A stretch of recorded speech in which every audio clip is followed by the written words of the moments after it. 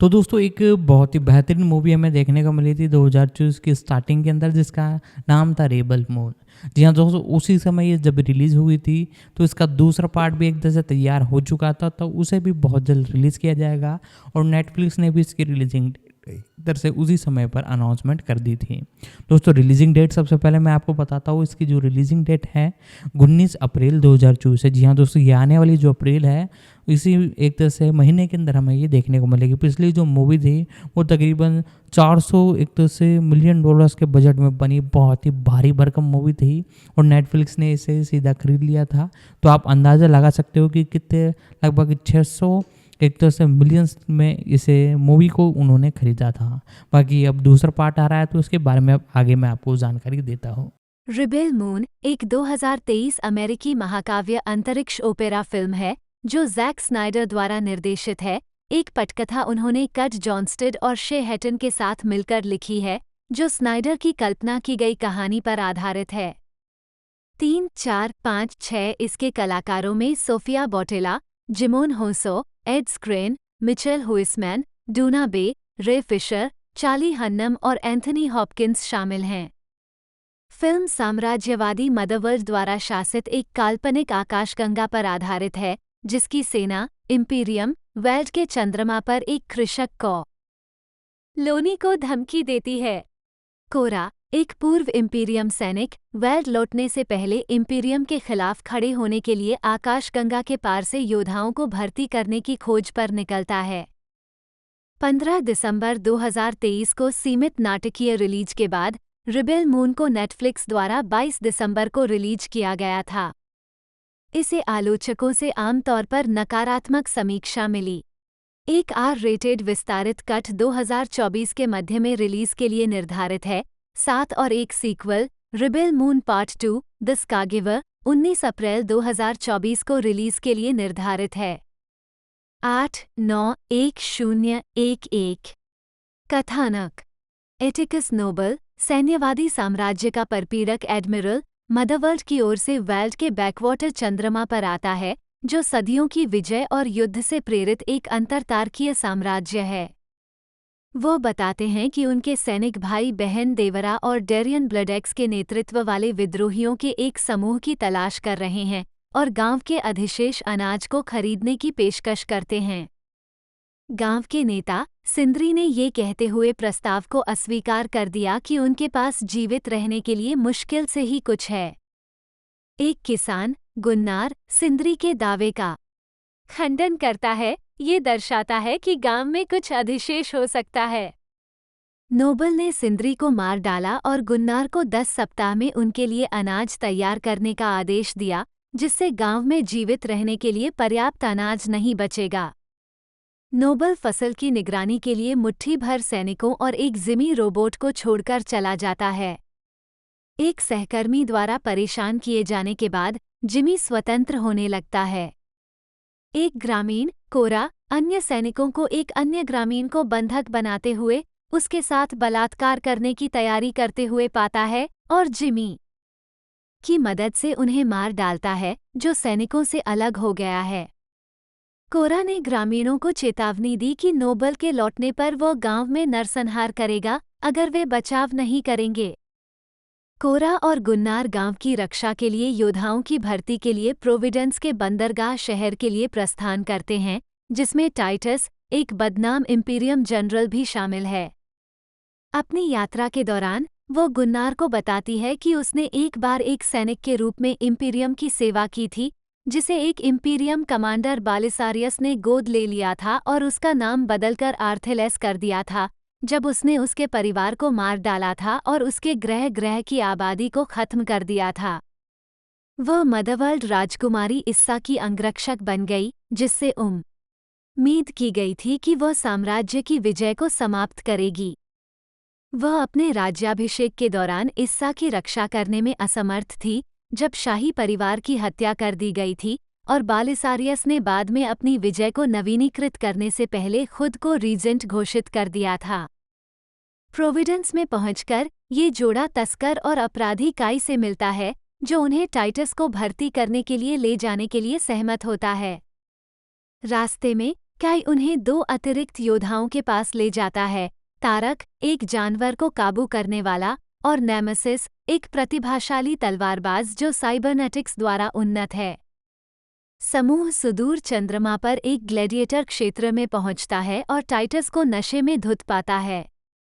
Titus शुरू में मना कर देता है, लेकिन कोरा के सुझाव के बाद वो उनके साथ शामिल होने के लिए सहमत हो जाता है कि वह अपने गिरे हुए सैनिकों का बदला लेगा। ब्लेडेक्स के साथ गुन्नार के पिछले व्यवहार का उपयोग करते हुए वे फिर उनसे और उनके विद्रोह से मिलने के लिए शरण गृह पर पहुंचते हैं, उन्हें भर्ती करने का इरादा रखते हैं।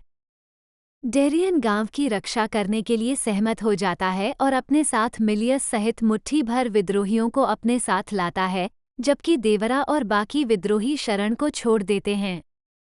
उनके शरण छोड़ने के बाद नोबल आता है और विद्रोहियों की सहायता करने की सजा के रूप में इसकी आबादी को मिटा देता है। काई कोरा को बताता है कि वह एक तस्कर के रूप में अपने अवैध जीवन को छोड़ने की उसकी खोज से प्रेरित हुआ है और उसके पास उस जीवन को छोड़ने के लिए एक आखिरी खेप है। वो समूह को एक व्यापारिक चौकी पर ले जाता है जहां नोबल का जहाज आ चुका है और गुन्नार को छोड़कर उन्हें रोकता है, उन्हें नोबल के साथ धोखा देता है और खुलासा करता है कि उसने हमेशा उनके सिर पर इनाम के लिए ऐसा करने का इरादा किया था। नोबल ने कोरा, तारक, नेमसिस और टाइटस को उनके इतिहास के लिए पहचाना, कोरा और टाइटस को भगोड़े के रूप में, तारक को एक अपराधी और पूर्व राजकुमार के रूप में, और नेमसिस को उसके मारे गए बच्चों का बदला लेने के लिए कई शाही अधिकारियों के हत्यारे के रूप में। काई की मांग है कि गुन्नार कोरा को पंगु बना दे, इसके बजाय गुन्नार उसे मुक्त कर देता है और काई को मार देता है। अन्य योद्धा भी बेड़ियों से मुक्त हैं। आगामी लड़ाई में डेरियन मारा जाता है और कोरा नोबल को मार देता है। बाद में बचे हुए योद्धा एक साथ वेल्ड लौट आए, जिमी दूर से उन्हें गांव की ओर जाते हुए देख रहा था। नोबल की लाश मदवर्ल्ड बलों द्वारा बरामद की गई है और वह बालिसारियस के साथ सूक्ष्म विमान पर बात करने के बाद पुनर्जीवित हो गया है। 12 जो मांग करता है कि नोबल उसके खिलाफ विद्रोह को समाप्त करे और कोरा को उसके पास जीवित लाए ताकि वह खुद उसे मार सके। कास्ट करें। कोरा, आर्थेलेस के रूप में सोफिया बोटेला, एक पूर्व इंपीरियम सैनिक जो मदरवर्ल्ड के खिलाफ लड़ने के लिए आकाशगंगा के पार से योद्धाओं को इकट्ठा करता है। एलिजाबेथ मार्टिनेज ने कोरा को एक बच्चे के रूप में चित्रित किया है। टाइटस के रूप में जिमोन होंसो, इंपीरियम के एक पूर्व जनरल को मदरवर्ल्ड के खिलाफ लड़ाई का नेतृत्व करने के लिए भर्ती किया गया था। एटिकस नोबल के रूप में एड स्क्रेन, एक एडमिरल और बालिसारियस का दाहिना हाथ। गुन्नार के रूप में माइकल हुइसमैन, एक किसान जो गुप्त रूप से कोरा से प्यार करता है, जो अपने गृह जगत वेल्ट की रक्षा के प्रयासों में उसके साथ शामिल हो जाता है। डोना बे नेमसिस, एक साइबर तलवारबाज के रूप में। डेरियन ब्लेडेक्स के रूप में रे फिशर, एक योद्धा और देवरा का भाई, जिसे कोरा ने भर्ती किया था। काई के रूप में चार्ली हन्नम, एक भाड़े का सैनिक और स्टारशिप पायलट है जिसे कोरा ने काम पर रखा था। यांत्रिक शूरवीरों की दौड़ के अंतिम सदस्य जिमी की आवाज के रूप में एंथनी हॉपकिंस 13। जिमी के सेट पर बॉडी डबल के रूप में डस्टिन सीथमर। तारक के रूप में स्टार्स नायर, एक रईस से लोहार बना जो प्रकृति के जानवरों के साथ संबंध बनाने की क्षमता रखता है। बालिसारियस के रूप में फ्राफी, एक अत्याचारी और कोरा के दत्तक पिता, जिन्होंने मदरवर्ल्ड पर कब्जा कर लिया। क्लियोपेट्रा कोलमैन देवरा ब्लेडेक्स, डेरियन की बहन और मदरवर्ल्ड का विरोध करने वाले विद्रोहियों के एक बैंड के नेता के रूप में। डैन के रूप में स्टुअर्ट मार्टिन, एक स्थानीय किसान, शिकारी और कोरा का साथी। हेगन के रूप में इंगवार सिगिडसन, कोरा का एक दोस्त जिसने इंपीरियम छोड़ने के बाद उसे अपना जीवन फिर से बनाने में मदद की। कैसियस के रूप में अल्फोंसो हेरेरा, नोबल की टीम के योद्धा 14। राजा के रूप में कैरी एल्विस। रानी के रूप में रियान रीस। मिलियस के रूप में ई डफी, 15 देवरा की कमान के तहत एक विद्रोही सेनानी। डफी की तरह चरित्र गैर बाइनरी है और वे उन्हें सर्वनाम का उपयोग करता है। 2 हरमाडा के रूप में जेना मेलोन, एक मकड़ी जैसा मानवाकार एलियन। एरिस के रूप में स्काई यांग, एक युवा मदरवर्ल्ड सैनिक जो अपने साथियों की क्रूरता के खिलाफ खड़ा होता है। सैम के रूप में चार्लोट मैगी, एक जल लड़की जो अपने गांव में आने वाले किसी भी बाहरी व्यक्ति का गर्मजोशी से स्वागत करती है। 16-17। सिंद्री के रूप में कोरी स्टोल, वेल्डेट पर एक ग्राम प्रधान। राजकुमारी इसा के रूप में स्टेला ग्रेस फिट्सगेरल्ड। मार्कस के रूप में ग्रेग क्रिक, एक मदरवर्ल्ड सैनिक जो क्रूर होने का आनंद लेता है। फॉन्स के रूप में ब्रैंडन ऑरेट। रे पोर्टर हिकमैन के रूप में एक किसान जिसका तारक ऋणी है। राजा लेविटिका के रूप में टोनी अमेंडोला, एक विदेशी राजा जो ब्लडेक्स और उनके विद्रोह को आश्रय देता है। डैश थीफ के रूप में डोमिनिक बर्गेस। शिमोन के रूप में डेरेक मियर्स। एस्ट्रिड के रूप में सिस्से मैरी। उत्पादन, विकास, Rebel Moon Akira Kurosawa, Star Wars फिल्मों और हैवी मेटल पत्रिकाओं के कार्यों से प्रेरित है। इसका लोगो बाद वाले को एक श्रद्धांजलि है। 18 स्नाइडर ने शुरुआत में कॉलेज में फिल्म का विचार सोचा था। 1997 में जॉनस्टेड के साथ इस पर चर्चा करने से पहले। 15 2012 में वॉल्ट डिज्नी कंपनी को इसकी बिक्री के तुरंत बाद स्नाइडर ने इसे लुकास फिल्म में एक स्टार वार्स फिल्म के रूप में पेश किया। 20 उन्होंने वॉर्नर ब्रदर्स पिक्चर्स के सामने एक वीडियो गेम और एक फिल्म दोनों के रूप में अपना विचार पेश किया। 21 इस परियोजना को नेटफ्लिक्स पर एक फिल्म के रूप में पेश करने से पहले एक समय स्नाइडर और निर्माता एरिक न्यूमैन द्वारा एक मूल टेलीविजन श्रृंखला के रूप में योजना बनाई गई थी। 5 नेटफ्लिक्स फिल्म्स के अध्यक्ष स्कॉट स्टुबर की चिंताओं के बाद की परियोजना अपनी लंबाई के कारण कमजोर प्रदर्शन करेगी। स्नाइडर ने सभी चरित्र खोने के लिए तैयार नहीं होकर फिल्म को 2 भागों में विभाजित करने का फैसला किया। 2 कास्टिंग। मुख्य भूमिका में सोफिया बोटेला की कास्टिंग की घोषणा नवंबर 2021 में की गई थी। 22 चार्ली हन्नम, जिमोन होसो, रे फिशर, जेना मेलोन, स्टार्स नायर, डूना बे, स्टुअर्ट मार्टिन और रूपर्ट फ्रैंड फरवरी 2022 में इस परियोजना में शामिल हुए।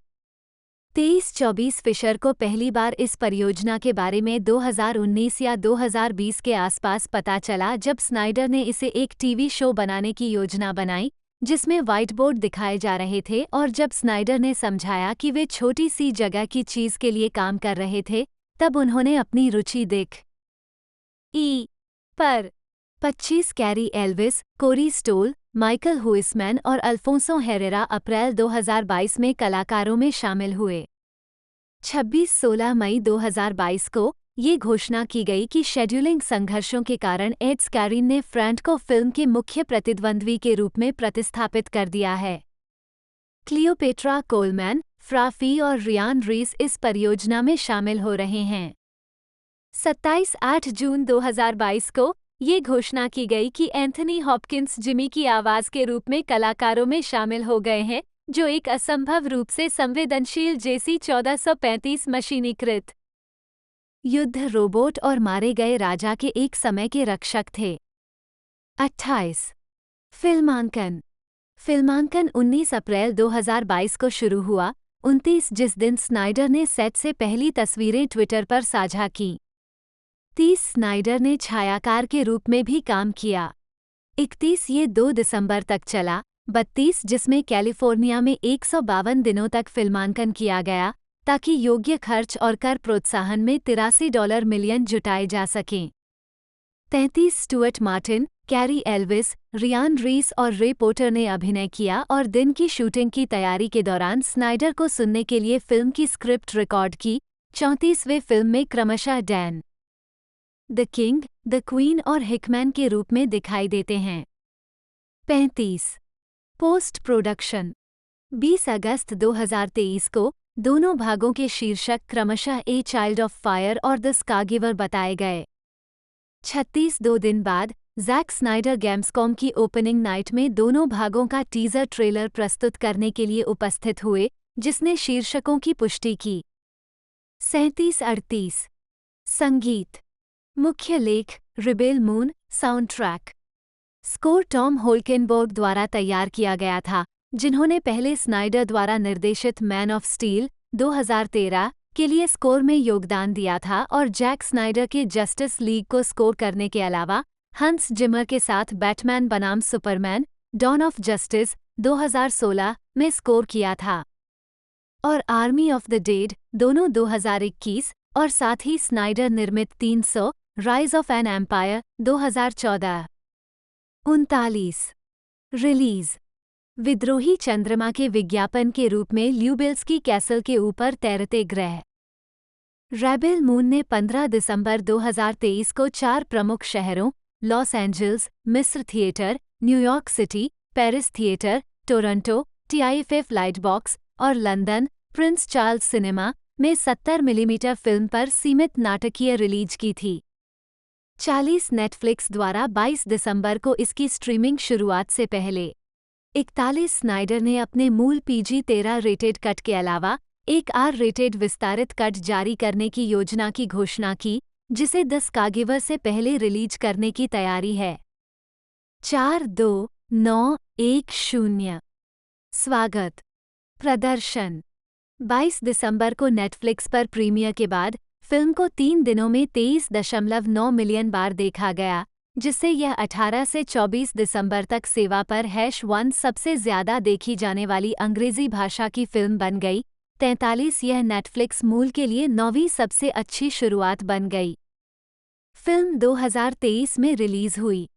44 फिल्म अपने पहले सप्ताहांत के बाद उपलब्धता के पहले पूरे सप्ताह में 34 मिलियन व्यूज के साथ पहले स्थान पर रही। 45 उसके एक सप्ताह बाद फिल्म 11.1 मिलियन व्यूज के साथ दूसरे स्थान पर खिसक गई। 46 पहले 3 के बाद अगले सप्ताह ये 3.9 मिलियन व्यूज अर्जित करते हुए 8वें स्थान पर आ गया था, क्योंकि फिल्म ने दुनिया भर में कुल 72.9 मिलियन व्यूज भी कमाए थे। 47-48 आलोचनात्मक प्रतिक्रिया समीक्षा एग्रीगेटर वेबसाइट रॉटन टोमाटोज पर 172 आलोचकों में से 22% समीक्षाएं सकारात्मक हैं, जिनकी औसत रेटिंग 4/10 है। वेबसाइट की सर्वसम्मति में लिखा है, rebel Moon part 1 A Child of fire साबित करता है कि जैक स्नाइडर ने अपनी दृश्य प्रतिभा नहीं खोई है, लेकिन विभिन्न विज्ञान फैंटेसी ट्रॉप्स से बनी कहानी को संतुलित करने के लिए आकर्षण पर्याप्त नहीं है। 49 मेटाक्रिटिक, जो एक भारित औसत का उपयोग करता है, ने 40 आलोचकों के आधार पर फिल्म को 100 में से 31 का स्कोर दिया, जो आमतौर पर प्रतिकूल समीक्षाओं को दर्शाता है। 50 फिल्म की पहली समीक्षाएं अधिकतर नकारात्मक थीं, जिसमें इसके विश्व निर्माण और एक्शन दृश्यों की प्रशंसा की गई थी, लेकिन इसकी कहानी कहने, चरित्र विकास और व्युत्पन्न प्रकृति की आलोचना की गई थी। 51 वैरायटी के लेखक ओवन ग्लीबरमैन ने टिप्पणी की, हालांकि यह बेहद देखने योग्य है, रिबेल मून एक ऐसी फिल्म है जो पूरी तरह से स्पेयर पार्ट्स से बनाई गई है, जो अंत में केवल स्नाइडर पंथवादियों के लिए हो सकती है। 52 द इंडिपेंडेंट के क्लैरिस लॉफ्रे ने फिल्म को 1/5 स्टार दिए, इसे जैक स्नाइडर के जस्टिस लीग फिल्म निर्माता के कुछ सबसे बुरे आवेगों से भरी फिल्म कहा। कल्पना की गड़बड़ी, इसमें से कुछ चौंकाने की कोशिश कर रहे थे, बड़े पैमाने पर आसपास एकत्र हुए ट्रेलर में क्या अच्छा लग सकता है इसका अंदाजा। 53 द गार्जियन के चार्ल्स ब्रेमेस्को ने भी फिल्म को 1/5 स्टार देते हुए लिखा, तैयार उत्पाद में केवल महत्वाकांक्षा की अस्पष्ट रूपरेखा है, जो कि भाग्य का फैसला करने के लिए नवीनतम CGI जाम गाथा को आधे अधूरेपन से कम कर देती है। जगत 54 रोज एबर्ट कॉम के साइमन अब्राम्स ने फिल्म को 4 में से 1 स्टार दिया और इसे स्टार वार्स और 7 समुराई के समान बताया, जिसमें घिसे पिटे पात्रों और विषयों के साथ दृश्य तमाशा पर अत्यधिक निर्भरता थी। 55 द डेली टेलीग्राफ के रॉबी कॉलिन ने फिल्म को 2/5 स्टार दिए, स्टार वार्स के साथ इसकी समानता को देखते हुए, और कहा कि स्नाइडर के डिप्टीज का ये पहला भाग एक कामकाजी फिल्म की तुलना में एक ढीले ढाले मूड बोर्ड से अधिक है। लुगदी की एक श्रृंखला ऐसी झांकियां जो अकेले में अधिकतर मज़ेदार लगती हैं, लेकिन साथ साथ चलने पर सुन्न हो जाती हैं। 56 द मैसेंजर के जॉर्डन हॉफमैन ने इसे 4/10 का स्कोर देते हुए लिखा, एक अंतरिक्ष ओपेरा के रूप में, इसमें ड्यून का कोई भी महत्व नहीं है, गार्डियंस ऑफ द गैलेक्सी का कोई भी लक्षण वर्णन नहीं है, कोई भी पागलपन नहीं है। बृहस्पति आरोही या पांचवां तत्व और स्टार वार्स का कोई उत्साह नहीं। 57 द एवी क्लब के लिए लिखते हुए ल रेनकोट्स ने कहा, जबकि स्नाइडर दर्शकों को मंत्रमुग्ध करने के लिए एक अंधेरे, मनोरंजक ब्रह्मांड का आविष्कार करने की पूरी कोशिश कर सकता है, रेबेल मून बहुत अधिक दुर्जेय फिल्मों से चुराए गए ट्रॉप्स का एक लंगड़ा, निष्प्राण पुनरुत्थान है और दिया फिल्म को D grade. 58 United press international के फ्रेड टोपेल अधिक सकारात्मक थे, उन्होंने फिल्म को निर्माता, निर्देशक जैक स्नाइडर के लेंस के माध्यम से विज्ञान कथा और सामान्य कहानी कहने की एक मनोरंजक फिल्टिंग कहा।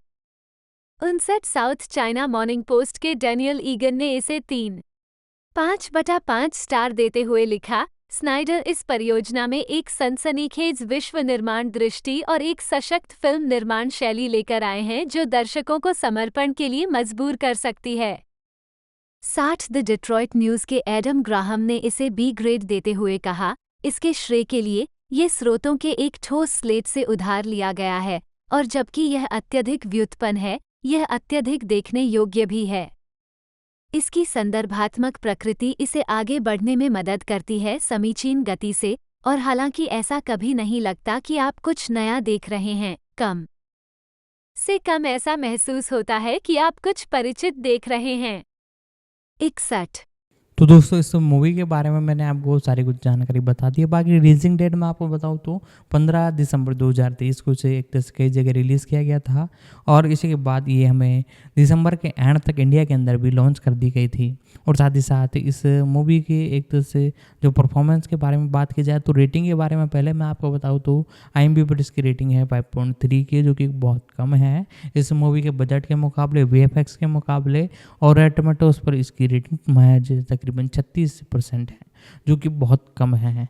तो अब आगे इसके बारे में मैं आपको थोड़ी और जानकारी दूंगा। और परफॉर्मेंस की बात की जाए तो लगभग 15 से 20 मिलियन फैमिली ने इसे देखा था, जो कि बहुत बढ़िया है। अब आगे मैं इसके बारे में और जानकारी आपको देता हूँ। ज़ाचरी एडवर्ड स्नाइडर, जन्म 1 मार्च 1966, एक अमेरिकी फिल्म निर्देशक, निर्माता और पटकथा लेखक हैं। उन्होंने अपनी फीचर फिल्म की शुरुआत 2004 में डॉन ऑफ द डेड से की, जो 1978 में इसी नाम की हॉरर फिल्म की रीमेक थी। तब से उन्होंने कई कॉमिक बुक और सुपरहीरो फिल्मों का निर्देशन या निर्माण किया है, जिनमें 300, 2007 और वॉचमैन 2009 शामिल हैं। साथ ही सुपरमैन फिल्म जिसने DC extended universe man of steel 2013 की शुरुआत की, और इसके फॉलो अप बैटमैन बनाम सुपरमैन डॉन ऑफ जस्टिस 2016 और जस्टिस लीग 2017, साथ ही जस्टिस लीग के निर्देशक का कट, जिसे बाद में 2021 में रिलीज किया गया था। उन्होंने computer animated film legend of the guardians का भी निर्देशन किया, द ओवल्स ऑफ गाहूल 2010, मनोवैज्ञानिक एक्शन फिल्म सकर पंच 2011, जॉम्बी डकैती film army of the dead 2021 और space opera film rebel moon 2023। 2004 में उन्होंने अपनी पत्नी डेबोरा स्नाइडर और प्रोड्यूसर पार्टनर वेस्ले कॉलर के साथ प्रोडक्शन कंपनी द स्टोन क्वारी, जिसे पहले क्रूएल एंड यूनिसुअल फिल्म्स के नाम से जाना जाता था, की स्थापना की। प्रारंभिक जीवन। ज़ाचरी एडवर्ड स्नाइडर का जन्म ग्रीन बे, विस्कॉन्सिन में हुआ था और उनका पालन पोषण रिवरसाइड, कनेक्टिकट में हुआ था। उनकी मां, मार्शा मैनली नी रीव्स, मृत्यु 2010, 2 डेक्रॉफ्ट स्कूल में एक चित्रकार और फोटोग्राफी शिक्षिका थीं, जिसमें स्नाइडर ने बाद में भाग लिया। उनके पिता, चार्ल्स एडवर्ड एड स्नाइडर, एक कार्यकारी भर्तीकर्ता के रूप में काम करते थे। 3-4-5 मार्शा ने हमेशा अपने बेटे के कलात्मक पक्ष का पोषण किया, उसके लिए उसका पहला फिल्म कैमरा खरीदा। वह ग्रीनविच, कनेक्टिकट में पले बढ़े। 6. उनकी एक बड़ी बहन, ऑड्रे है, और उनका पालन पोषण एक ईसाई वैज्ञानिक के रूप में हुआ। 7. उनका एक भाई सैम भी था, जिसकी मृत्यु तब हो गई जब स्नाइडर किशोर थे। 8. स्नाइडर ने एक बच्चे के रूप में गर्मियों के महीनों के दौरान हैरिस, मेन में कैंप ओवटोना में भाग लिया। स्नाइडर ने हाई स्कूल के 1 साल बाद इंग्लैंड के हीदली स्कूल ऑफ फाइन आर्ट में पेंटिंग का अध्ययन किया, हालांकि उन्होंने पहले ही फिल्म निर्माण शुरू कर दिया था। 9 हाई स्कूल में स्नाइडर अपने डिसलेक्सिया के कारण संघर्ष कर रहे थे और उन्होंने वहां अपनी पहली फिल्म उस कैमरे से बनाई जो उनकी मां ने उनके लिए खरीदा था। इसका उपयोग उन्होंने अपने स्कूल के प्रशासन के बारे में एक अशोभनीय टिप्पणी करने के लिए किया, जिसके कारण उन्हें निष्कासित कर दिया गया। 6 इसके बाद स्नाइडर ने पासाडिना, कैलिफोर्निया में art centre college of design में दाखिला लिया। 9 उन्होंने 1989 में फिल्म में BFA के साथ स्नातक की उपाधि प्राप्त की। 10 स्नाइडर की पहली film dawn of the dead के प्रोडक्शन नोट्स में स्नाइडर को अपनी युवावस्था में एक कॉमिक बुक और हॉरर फिल्म उत्साही के रूप में वर्णित किया गया है। 11 करियर मैन ऑफ स्टील के सिडनी प्रीमियर में स्नाइडर ने horror film dawn of the dead 2004 के रीमेक के साथ अपनी फीचर फिल्म की शुरुआत की और लेखक कलाकार फ्रैंक मिलर की dark horse comics mini series पर आधारित फैंटेसी युद्ध फिल्म 300 2006 के साथ बॉक्स ऑफिस पर हिट रही। एक ही नाम का उनकी वॉर्नर ब्रदर्स की फिल्म वॉचमैन 6 मार्च 2009 को रिलीज हुई और इसने दुनिया भर में $185 मिलियन की कमाई की। उनका अनुवर्ती project animation debut Legend of the Guardians the Owls of Hoole 24 सितंबर 2010 को रिलीज हुआ था। स्नाइडर ने सकर पंच का निर्माण, सह लेखन और निर्देशन किया, 12 जो 25 मार्च को रिलीज हुई थी, 2011। स्नाइडर और स्टीव शिबुया द्वारा लिखित पटकथा पर आधारित यह फिल्म एक मानसिक अस्पताल में एक युवा महिला के बारे में थी जो अपने साथी कैदियों के साथ भागने की कल्पना करती है। उन्होंने वॉर्नर ब्रदर्स के लिए 2013 के मैन ऑफ स्टील का निर्देशन किया, जो सुपरमैन फ्रेंचाइज का रीबूट और DC एक्सटेंडेड यूनिवर्स DCEU के लिए जंपस्टार्ट था, और 300 राइज ऑफ एन एम्पायर 2014 के प्रीक्वल सीक्वल का निर्माण किया। कॉमिक कॉन 2013 के दौरान स्नाइडर ने घोषणा की कि बैटमैन और सुपरमैन 2016 में रिलीज बैटमैन बनाम सुपरमैन डॉन ऑफ जस्टिस में स्क्रीन साझा करेंगे। स्नाइडर ने निर्देशन किया, कैविल ने सुपरमैन के रूप में अपनी भूमिका दोहराई और बेन एफ्लेक ने बैटमैन की भूमिका निभाई। 13 स्नाइडर ने वॉर्नर ब्रदर्स का निर्देशन किया, 2017 जस्टिस लीग, लेकिन वह अपनी बेटी ऑटम स्नाइडर की मौत से निपटने के लिए पोस्ट प्रोडक्शन के दौरान बाहर हो गए। 14-15 उनकी जगह जॉस वेडन को लिया गया। 15-1 29 जनवरी 2019 को स्नाइडर ने घोषणा की कि उन्होंने नेटफ्लिक्स के लिए एक ज़ोंबी डकैती thriller army of the dead का नेतृत्व करने के लिए साइन किया है। स्नाइडर ने अपने साथी और पत्नी डेबोरा स्नाइडर के साथ अपनी नई rebranded production company The Stone Quarry के माध्यम से फिल्म का निर्देशन और निर्माण किया। 16 नेटफ्लिक्स के साथ उनका समझौता तब से कई आर्मी ऑफ द डेड परियोजनाओं में विस्तारित हो गया है। आर्मी ऑफ थीव्स 2021 में रिलीज होने वाला एक प्रीक्वल और प्लैनेट ऑफ द डेड एक सीक्वल बनाया जाएगा। 17-20 मई 2020 को स्नाइडर ने घोषणा की कि जैक स्नाइडर की जस्टिस लीग 2021 में स्ट्रीमिंग सेवा HBO मैक्स पर रिलीज होगी। 18 फिल्म 18 मार्च 2021 को रिलीज हुई थी। जुलाई 2021 में स्नाइडर को आधिकारिक तौर पर नेटफ्लिक्स के लिए फिल्म रिबेल मून विकसित करने की घोषणा की गई थी। ये स्टार वार्स और अकीरा कुरोसावा की फिल्मों से प्रेरित था। 19 फिल्मांकन अप्रैल 2022 में शुरू हुआ और उस वर्ष नवंबर तक चला। इस परियोजना को 2 भाग वाली फिल्म के रूप में विकसित किया गया। 2021 भविष्य और संभावित परियोजनाएं। स्नाइडर नेटफ्लिक्स के लिए नॉर्स पौराणिक कथाओं से प्रेरित एक एनीमे शैली की वेब श्रृंखला ट्वाइलाइट ऑफ द गॉड्स का निर्माण करेंगे। 22 स्नाइडर एक किंग आर्थर फिल्म भी विकसित कर रहे हैं, जिसके बारे में उन्होंने कहा कि यह एक वफादार रिटेलिंग होगी। 23 यह अमेरिकी गोल्ड रश युग के दौरान स्थापित किया जाएगा। 24 रिबेल मून के बाद Snyder army of the dead की अगली कड़ी प्लैनेट ऑफ द डेड का निर्देशन करने के लिए लौटेंगे। 25 उन्होंने नेटफ्लिक्स के साथ एक फर्स्ट लुक डील पर भी हस्ताक्षर किए। 26 स्नाइडर 2011 से 2 युद्ध फोटोग्राफरों के बारे में एक फिल्म हॉज लैटिट्यूड्स विकसित कर रहे हैं, हालांकि नेटफ्लिक्स में काम करने के दौरान ये प्रोजेक्ट रुका हुआ है।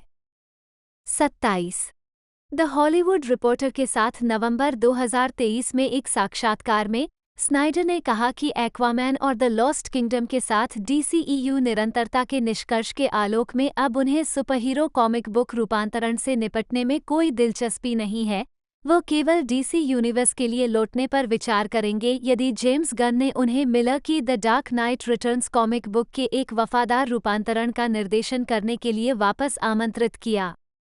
6 फिल्म निर्माण शैली स्नाइडर अक्सर अपनी फिल्मों में लड़ाई के दृश्यों के अंदर और बाहर धीमी गति, विशेष रूप से स्पीड रैंपिंग की तकनीक का उपयोग करते हैं, जो अन्य निर्देशकों से भिन्न होता है जो लड़ाई के दौरान कई कट और क्लोज अप बनाते हैं। 300 में से 1 मिनट लंबे शॉट में राजा लियोनिडास को अपने दुश्मनों को मारते हुए दिखाया गया है। कैमरा लियोनिडास द्वारा की गई प्रत्येक हत्या और चाल पर जोर देने के लिए जूम इन और जूम इन करता है। 28 स्नाइडर ने कहा, ऐसी अन्य सुपरहीरो फिल्में हैं जहां वे इस बारे में मजाक करते हैं कि मूल रूप से किसी को चोट नहीं पहुंच रही है। वह हम नहीं हैं। वह संदेश क्या है? ये ठीक है कि किसी के लिए शून्य परिणाम के साथ इतना बड़ा विनाश हुआ है। वॉचमैन काफी हद तक इसी बारे में था, तरीकों का भी। एक दृश्य था, वो दृश्य जहां डैन और लॉरी के साथ लूटपाट होती है। उन्होंने अपराधियों की पिटाई की। मैं पहले व्यक्ति की तरह था, मैं दिखाना चाहता हूं कि उसका हाथ टूट गया है। मुझे कंपाउंड फ्रैक्चर चाहिए। मैं नहीं चाहता हूं कि यह साफ सुथरा हो। मैं चाहता हूं कि आप कहें, हे भगवान, मुझे लगता है कि आप सही हैं। यदि आप किसी गली में किसी आदमी को पीटते हैं तो वो सिर्फ जमीन पर पड़ा नहीं रहेगा, ये गंदा हो जाएगा। 29 Netflix production army of the dead Snyder के लिए एक विशेष परियोजना थी क्योंकि उन्होंने अपने स्वयं के छायाकार के रूप में काम किया था, साथ ही यह डिजिटल रूप से शूट की गई उनकी पहली फिल्म थी। 30 स्वागत स्नाइडर को आधुनिक सिनेमा के सबसे ध्रुवीकरण करने वाले निर्देशकों में से एक के रूप में वर्णित किया गया है। 3132 इंडिवायर के डेविड एलिच ने लिखा है कि स्नाइडर का अकेला नाम हजारों गुस्से वाले ट्वीट लॉन्च करने के लिए पर्याप्त है और उनके काम के बारे में सबसे भावुक लेखन विशेष रूप से इस तरह की वेबसाइटों के टिप्पणी अनुभागों में पाया जाता है। स्नाइडर के आलोचक वास्तव में प्रतीत होते हैं उससे नफरत करने के लिए और स्नाइडर के प्रशंसक वास्तव में उसके आलोचकों से नफरत करते हैं। क्या स्नाइडर एक मास्टर या हैक है? एक गलत समझा गया मिथक निर्माता या मूवी कैमरे के साथ एक दुष्ट? 31 फिल्म समीक्षक आर्मंड वाइट ने स्नाइडर को 2010 के 4 सर्वश्रेष्ठ फिल्म निर्माताओं में से एक के रूप में सूचीबद्ध किया।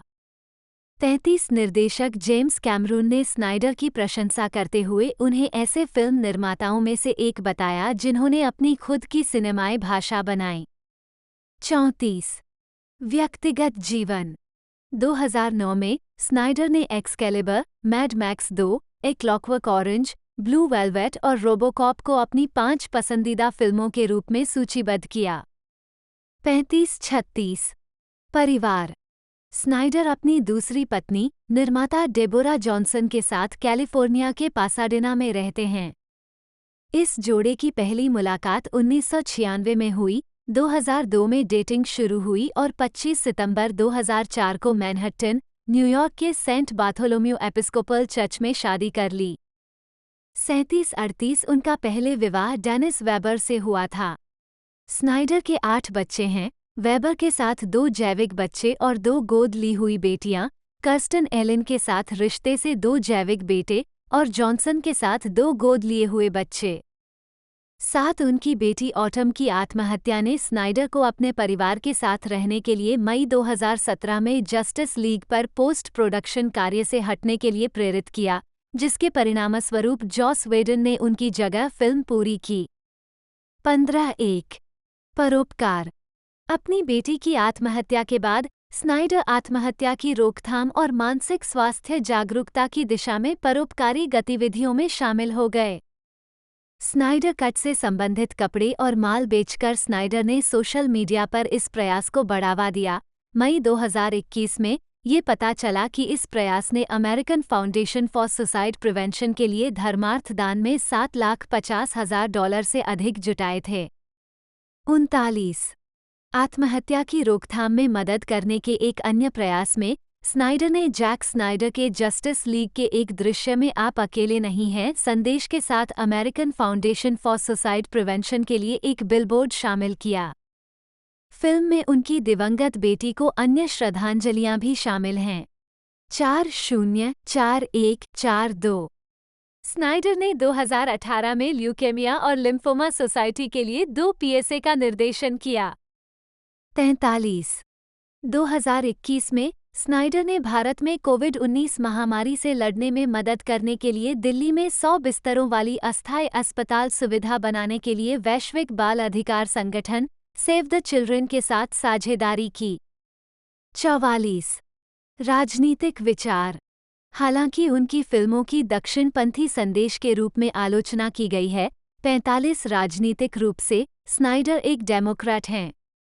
उन्होंने 2020 के राष्ट्रपति चुनाव में जो बिडेन का समर्थन किया। 46 2021 में द गार्जियन के साथ एक साक्षात्कार में उन्होंने कहा, "मैं डेमोक्रेट को वोट देता हूं। मैं व्यक्तिगत अधिकारों का सच्चा प्रेमी हूं। मैं हमेशा महिलाओं के अधिकारों और एक महिला के चयन के अधिकार का बहुत मजबूत समर्थक रहा हूं और मैं हमेशा शक्तिशाली महिलाओं से घिरा रहा हूं। और निश्चित रूप से मैं सभी जातियों और जीवन के हर क्षेत्र के अधिकारों का एक बड़ा समर्थक हूं। मैं कहूंगा कि मैं एक बहुत उदार व्यक्ति हूं। मैं ये सुनिश्चित करना चाहता हूं कि हर कोई सुना है और हर कोई शामिल महसूस करता है। मेरा कोई दक्षिणपंथी राजनीतिक एजेंडा नहीं है। लोग वही देखते हैं जो वे देखना चाहते हैं। मेरे लिए यह निश्चित रूप से मुद्दा नहीं था। 47 फिल्मोग्राफी। फिल्में। वर्ष, शीर्षक, निर्देशक, लेखक, निर्माता, DOP। टिप्पणियाँ। 2004 मृतकों की सुबह, हाँ नहीं नहीं नहीं, डायरेक्टोरियल डेब्यू। 2007 300 हाँ हाँ नहीं नहीं, कट जॉन्स्टन और माइकल B. गॉर्डन के साथ सह लेखन किया। 2009 चौकीदार, हाँ नहीं नहीं नहीं। 2010 the legend of the Guardians, the Owls of गा हूल, हाँ नहीं नहीं नहीं। 2011 अनपेक्षित घूंसा, हाँ हाँ हाँ नहीं, स्टीव शिबुया के साथ सह लेखन किया। 2013 मैन ऑफ स्टील, हाँ नहीं नहीं नहीं। 2014 300 एक साम्राज्य का उदय नहीं, हाँ हाँ नहीं, कट जॉन्स्टन के साथ सह लेखन किया। 2016 बैटमैन बनाम सुपरमैन, डॉन ऑफ जस्टिस, हाँ नहीं नहीं नहीं। आत्मघाती दस्ता नहीं नहीं, कार्यकारिणी नहीं, फ्लैश कैमियो सीन का निर्देशन भी किया। 2017 अद्भुत महिला नहीं कहानी, हाँ नहीं, एलन हेनबर्ग और जेसन फुचर्स के साथ सह लिखित कहानी। न्याय लीग, हाँ एन एक कहानी नहीं नहीं, क्रिस टेरियो के साथ सह लिखित कहानी। 2018 एक्वामैन नहीं नहीं, कार्यकारिणी नहीं। 2020 वंडर वुमन 1984 नहीं नहीं, हाँ नहीं।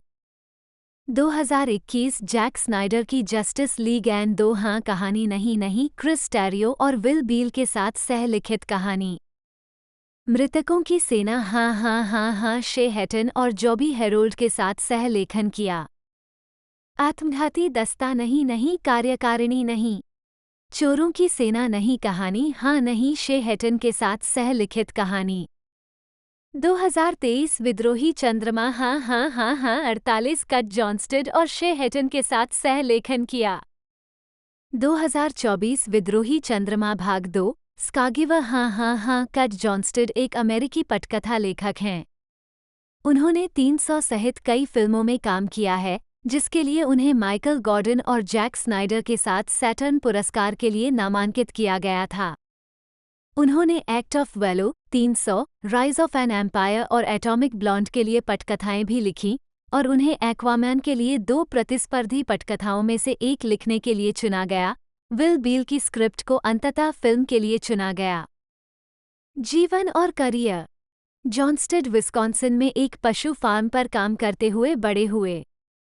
उनके परिवार में 2 बहनें और उनके पिता, एक वायुसेना लड़ाकू पायलट, और माँ, एक अंग्रेजी शिक्षिका थीं।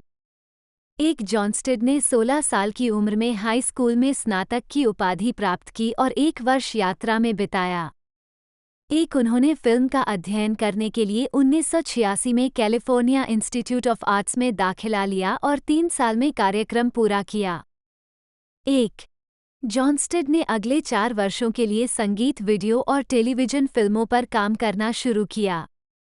जिन लोगों के साथ उन्होंने काम किया उनमें निर्देशक जैक स्नाइडर भी शामिल थे, जिन्होंने उन्हें अपने पहले सहायक निर्देशक के रूप में नौकरी की पेशकश की, जिससे दोनों को अगले 10 वर्षों तक एक दूसरे के साथ काम करने का मौका मिला।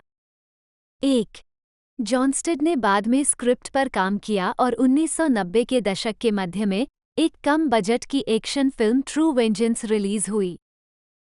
स्नाइडर ने जॉनस्टेड से अपनी फिल्म 300 में सहायता करने के लिए कहा, जो थर्मोपाइले की लड़ाई से जुड़ी फ्रैंक मिलर की कॉमिक का एक काल्पनिक ग्राफिक उपन्यास रूपांतरण है। इस फिल्म के लिए उन्हें स्नाइडर और माइकल गॉर्डन के साथ सैटर्न पुरस्कार के लिए नामांकित किया गया।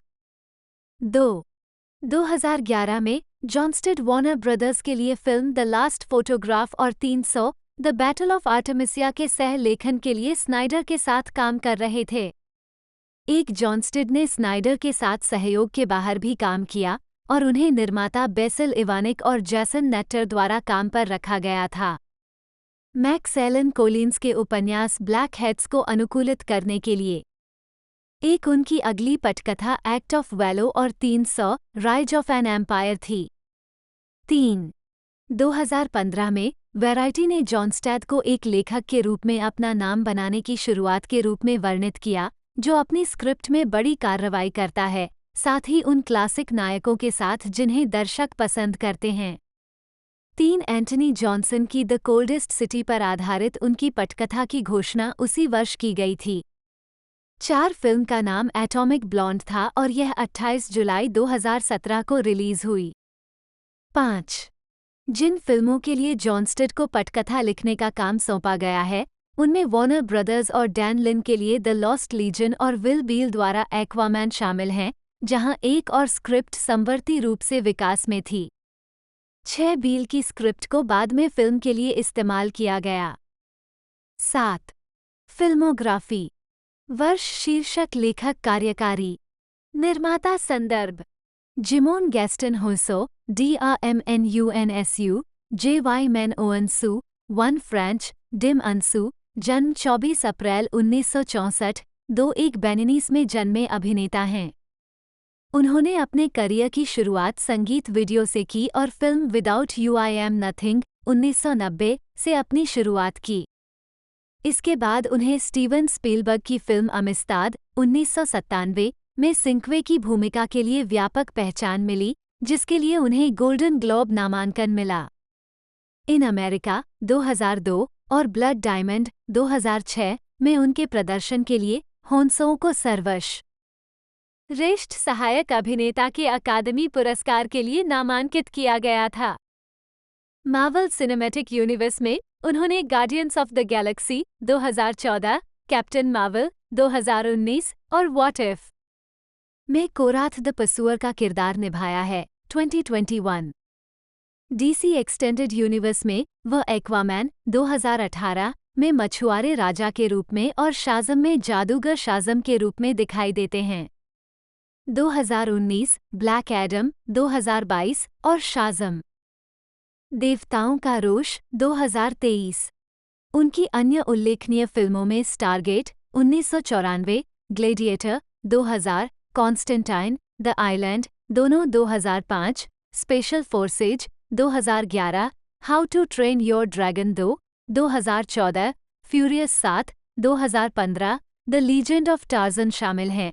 2016 A Quiet Place part 2 2021, Grand Turismo और Rebel Moon part 1 A Child of Fire दोनों 2023।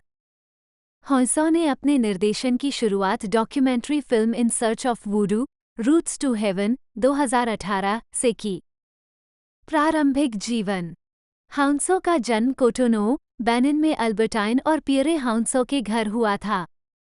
3 व 12 साल की उम्र में अपने भाई एडमंड के साथ फ्रांस के लियोन में आकर बस गए। वहां पहुंचने के तुरंत बाद उन्होंने स्कूल छोड़ दिया और कुछ समय के लिए बेघर हो गए। एक फोटोग्राफर से अचानक हुई मुलाकात के बाद फैशन डिजाइनर थियरी मुगलर से परिचय हुआ, जिन्होंने हॉन्सो को मॉडलिंग करियर बनाने के लिए प्रोत्साहित किया। 1987 में वह एक मॉडल बन गए और पेरिस में अपना करियर स्थापित किया। वह 1990 में संयुक्त राज्य अमेरिका चले गए। धरण वांछित 5 करियर। अभिनय। 2013 में फाइनल डिपकॉन ओपनिंग रिसेप्शन में हाउंसो। 1989 और 1991 के बीच हाउंसो पाउला अब्दुल के स्ट्रेट अप, जेनेट जैक्सन के love will never do without you और मैडोना के एक्सप्रेस योरसेल्फ के संगीत वीडियो में दिखाई दिए। 6-7 वह एन वोग के संगीत वीडियो होल्ड ऑन में भी दिखाई देते हैं। हाउंसो का फिल्मी डेब्यू 1990 में सैंड्रा बर्नहार्ड की film without you I am nothing से हुआ। बेवली हिल्स 90210 और ईआर में उनकी टेलीविजन भूमिकाएं थीं और एलियास में अतिथि भूमिका थी। साइंस फिक्शन फिल्म स्टारगेट में उनकी बड़ी भूमिका थी। 2 हॉन्सो को 1997 की स्टीवन स्पीलबर्ग फिल्म अमिस्ताद में सिंक्वे की भूमिका के लिए व्यापक आलोचनात्मक प्रशंसा और गोल्डन ग्लोब पुरस्कार नामांकन प्राप्त हुआ और 2000 की फिल्म ग्लेडिएटर में जुबा के रूप में उन्हें और अधिक पहचान मिली। 2004 में उन्हें इन अमेरिका के लिए सर्वश्रेष्ठ सहायक अभिनेता के अकादमी पुरस्कार के लिए नामांकित किया गया, जिससे वो ऑस्कर के लिए नामांकित होने वाले चौथे अफ्रीकी पुरुष बन गए। 2005 में उन्होंने इवान मैकग्रेगर और स्कारलेट जोहानसन के साथ फिल्म द आइलैंड में एक भाड़े के सैनिक की भूमिका निभाई। 2006 में उन्होंने ब्लड डायमंड में अपने प्रदर्शन के लिए सर्वश्रेष्ठ सहायक अभिनेता का राष्ट्रीय समीक्षा बोर्ड पुरस्कार जीता और इस प्रदर्शन के लिए broadcast film critics association, screen actors guild award और अकादमी पुरस्कार नामांकन प्राप्त किए। 2 अविश्वसनीय स्रोत। हॉन्सो ने 2009 की साइंस फिक्शन फिल्म पुश में एजेंट हेनरी कार्वर की सहायक भूमिका निभाई थी। 2011 में उन्होंने फ्रांसीसी फिल्म फोर्सेस स्पेशल में एक फ्रांसीसी कमांडो के रूप में अभिनय किया। 10 निर्देशक टिम स्टोरी ने आईजीएन को बताया कि अगर उन्होंने तीसरी फैंटास्टिक फोर फिल्म बनाई होती तो वे ब्लैक पैंथर का किरदार निभाने के लिए हॉन्सो को पसंद करते। 11 नवंबर 2008 में ये घोषणा की गई थी कि हॉन्सो इसी नाम की टेलीविजन श्रृंखला में ब्लैक पैंथर की आवाज़ प्रदान करेगा। 12 उन्होंने बेंजामिन वॉकर और ब्रैडली कूपर के साथ जॉन मिल्टन के पैराडाइज लॉस्ट के फिल्म संस्करण में अब्दिल की भूमिका निभाने के लिए साइन किया था, लेकिन फरवरी 2012 की शुरुआत में फिल्म को खत्म कर दिया गया था। 2013 में वो पाउला पैटन के साथ कॉमेडी फिल्म बैगेज क्लेम में दिखाई दिए। उन्होंने 2014 में how to train your dragon 2 में ड्रैगो ब्लोडफिस्ट को आवाज़ दी और मार्वल स्टूडियोज की film guardians of the galaxy में कोराथ द पसुअर की भूमिका निभाई। 14-15 उन्होंने 2015 की 2 फिल्मों में खलनायक की भूमिका निभाई, सेवेंथ सन और फ्यूरियस 7, बाद वाली the fast and the furious franchise की 7वीं किस्त है। 16 फरवरी 2016 में ये बताया गया कि हॉन्सो टेलीविजन श्रृंखला वेवार्ड पाइन्स के दूसरे सीजन में शामिल होंगे। 17 इसके अलावा 2016 में उन्होंने द लीजेंड ऑफ टार्जन में चीफ मबोंगा की भूमिका निभाई। 18 2018 में हॉन्सो डीसी एक्सटेंडेड यूनिवर्स में शामिल हो गए। उन्होंने एक्वामैन में फिशरमैन किंग रिको को आवाज़ दी, एंड्रू क्रॉफर्ड द्वारा कैप्चर किए गए चरित्र मोशन के साथ। इसके बाद उन्होंने शाज़म में जादूगर शाज़म के रूप में रॉन सेफस जोन्स की जगह ली। 2019 उन्होंने ब्लैक एडम 2022 और शाज़म में अपनी भूमिका दोहराई। देवताओं का रोष 2023 21-22 इसके अलावा 2019 में उन्होंने मार्वल स्टूडियोज की फिल्म कैप्टन मार्वल में कोरथ के रूप में अपनी भूमिका दोहराई और फिर एनिमेटेड श्रृंखला व्हाट इफ। नवंबर 2022 में ये घोषणा की गई कि होन्सो ग्रैंड टूरिस्मो फिल्म के कलाकारों में शामिल हो गए हैं, जिसमें गैरी हॉलीवेल उनकी पत्नी की भूमिका निभा रही हैं। 23 मॉडलिंग। 24 फरवरी 2007 को ये घोषणा की गई कि होन्सो नया केल्विन क्लेन अंडरवियर मॉडल होगा। उस समय उनका प्रतिनिधित्व लॉस एंजल्स के मॉडलिंग एजेंट उमर अल्बर्टो ने किया था। 24-25 अन्य कार्य। 2010 में होन्सो को 2010 फीफा विश्व कप के लिए ESPN की 32 टीमें एक ड्रीम विज्ञापनों की श्रृंखला में कथावाचक के रूप में चित्रित किया गया था। उन्होंने 22 सितंबर 2009 को संयुक्त राष्ट्र में जलवायु परिवर्तन पर शिखर सम्मेलन में बात की थी। 26 दिसंबर 2009 को उन्होंने फ्रांसीसी मीडिया से कहा कि विकसित देशों को जलवायु परिवर्तन में उनके योगदान के लिए जवाबदेह ठहराया जाना चाहिए। 27 2018 में होन्सो ने documentary film in search of voodoo roots to heaven के साथ अपने निर्देशन की शुरुआत की, जो पश्चिम अफ्रीकी वोडून के इतिहास, प्रकृति और धार्मिक प्रथाओं की जांच करती है। 28-29 डॉक्यूमेंट्री का प्रीमियर 10 मार्च 2018 को मियामी इंटरनेशनल फिल्म फेस्टिवल में हुआ। 30 व्यक्तिगत जीवन। 2007 में होन्सो ने मॉडल किमोरा ली सिमंस के साथ डेटिंग शुरू की। 31 2009 में सिमंस ने अपने बेटे केंजो ली होन्सो को जन्म दिया। 32 होन्सो और सिमंस ने 2008 की गर्मियों में होन्सो के मूल स्थान बेनिन में उसके परिवार से मुलाकात की, जहां दोनों ने एक पारंपरिक प्रतिबद्धता समारोह में भाग लिया। वे पारंपरिक परिधानों में सजे हुए थे और होन्सो के परिवार की उपस्थिति में इस समारोह का उपयोग ये पुष्टि करने के लिए किया गया था कि वे एक दूसरे के प्रति 100% समर्पित थे, हालांकि उन्होंने इस बात पर जोर दिया कि ये समारोह शादी नहीं था। किमोरा ली सिमंस के show Kimora Life in the Fab Lane की शुरुआत में उन्हें उनके पति के रूप में पेश किया गया था। 33 होन्सो और सिमंस, जिन्होंने संयुक्त राज्य अमेरिका में कभी कानूनी रूप से शादी नहीं की थी, ने नवंबर 2012 में अपने अलग होने की घोषणा की। 34 filmography. Film Edward George Skrein SKRAN, एक जन्म 29 मार्च 1983, एक अंग्रेजी अभिनेता, फिल्म निर्माता और रैपर हैं। उन्हें सुपरहीरो कॉमेडी फिल्म डेडपूल 2016 में खलनायक फ्रांसिस फ्रीमैन अजाक्स के रूप में पहचान मिली। उन्होंने the transporter, refuelled 2015, Elita, battle angel 2019 और मिडवे 2019 फिल्मों में भी अभिनय किया। प्रारंभिक जीवन। एडवर्ड जॉर्ज स्क्रेन का जन्म 29 मार्च 1983 को लंदन के कैम्डेन बोरो में हुआ था और वे वहीं और लंदन के अन्य बोरो जैसे कि हारिंगी और इस्लिंगटन में पले बढ़े। उनके दादा दादी वियना से ऑस्ट्रियाई यहूदी शरणार्थी थे, जो 1930 के दशक में नाजियों से बचने के लिए इंग्लैंड चले गए थे। उनकी दादी किंडर ट्रांसपोर्ट पर आईं। 2, 3, 4, 5 उन्होंने फोर्टिसमेयर स्कूल में पढ़ाई की।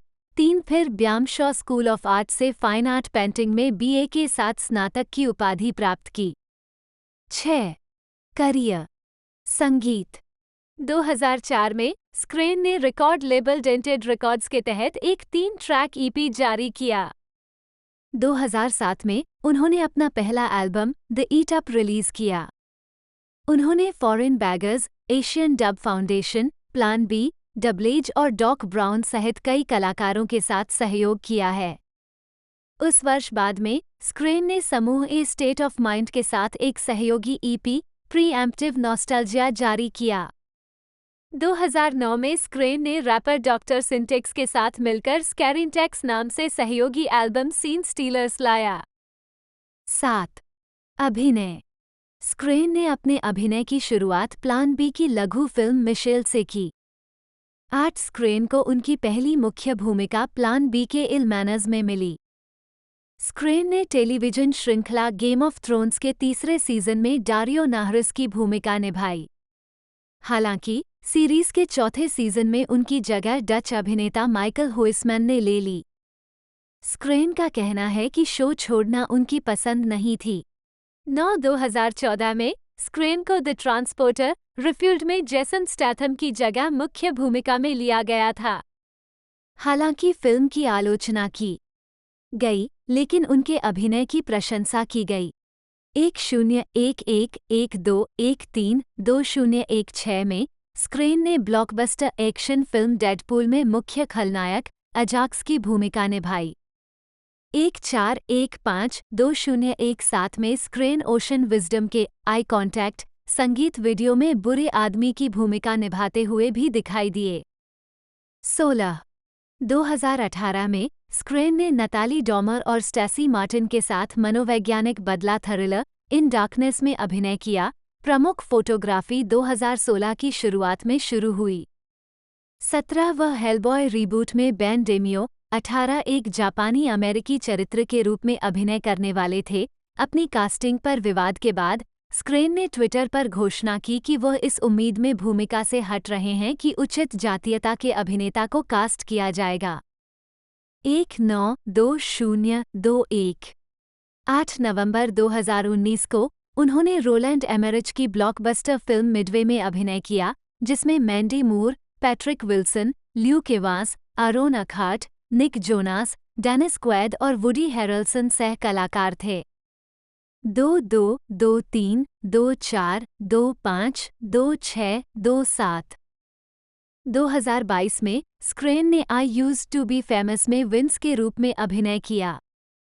2829 द गार्जियन के लिए लिखते हुए लेस्ली फेल्पेरिन ने फिल्म को 3/5 स्टार दिए, इसे मधुर स्वभाव वाला लेकिन पूर्वानुमानित कॉमेडी ड्रामा कहा। 30 लेखन एवं निर्देशन स्क्रीन ने लघु drama film little river run 2020 लिखी और निर्देशित की, जो उनके इंस्टाग्राम पेज के माध्यम से जारी की गई थी। 31 व्यक्तिगत जीवन स्क्रीन का एक बेटा है जिसका जन्म 2011 में अमेरिका में हुआ था। उन्होंने मां की पहचान का खुलासा नहीं किया है। उनके 3 बच्चे हैं, जैसा कि उनकी अगली फिल्म रेबेल मून के प्रचार के लिए एक साक्षात्कार में पता चला। 32 स्क्रीन 12 साल की उम्र से ग्रीनविच लीजर लिमिटेड के लिए तैराकी कोच रहे हैं। कैलेडोनियन रोड और आर्कवे में अवकाश केंद्रों पर काम करते हैं। 333435 डिस्कोग्राफी स्टूडियो एल्बम शीर्षक विवरण the eat up release 2007 label dented records प्रारूप सीडी डिजिटल डाउनलोड विस्तारित नाटक शीर्षक विवरण mind out once upon a screen release 2004 label dented records प्रारूप सीडी डिजिटल डाउनलोड पूर्व खाली उदासीनता मन की स्थिति के साथ रिलीज 2007 लेबल डेंटेड रिकॉर्ड्स प्रारूप सीडी डिजिटल डाउनलोड दृश्य चुराने वाले डॉक्टर सिंटेक्स के साथ रिलीज 2009 लेबल स्क्रीनटेक्स प्रारूप CD digital download filmography film